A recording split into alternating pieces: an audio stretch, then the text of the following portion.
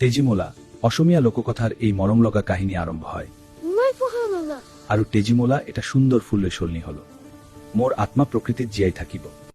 তেজিমোলা মোর মরমর জিয়ারি পারু দেউতা তুমি কোয়া কথা মই ভাল পাও। মই তোমাক বড় মরম করন তেজিমোলা। মই জানো দেউতা তুমি মোর বেস্ট। তাই খুব স্নেহশীলা, ধৈর্যশীলা আৰু পরিশ্রমী আছিল। কিন্তু দুর্ভাগ্যবশত তাইর মাক শুরুতে মৃত্যু হয়েছিল। কিছুদিন পাছত তাইর দেউতাকে একও বিয়া পাতে।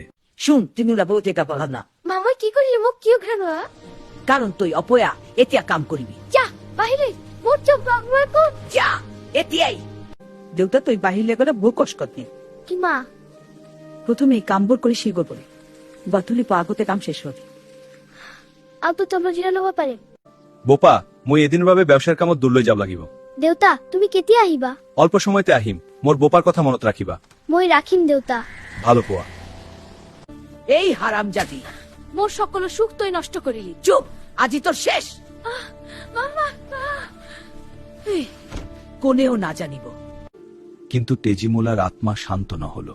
মই ফুল হই ফুলি উঠিম।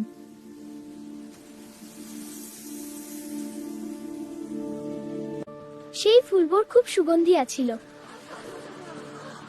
ফুল বড় নষ্ট করিলে।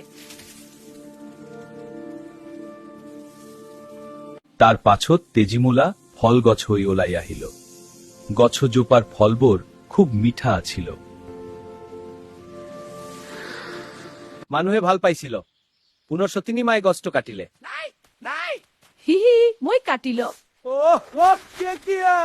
কারণ মই বিচার। শেষত তেজিমোলা এখন সরু জিয়ারি রূপে পুনর্জন্ম ললে।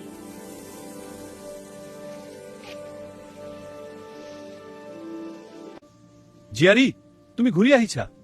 হয় দেউতা, কিন্তু মোর কথা বোৰ শুনিলাই। কি হয়েছে কোয়া? মই বহুত কষ্ট পাইছিল। তুই আজির পরা মোর ঘরত থাকিব নোৱাৰিবি।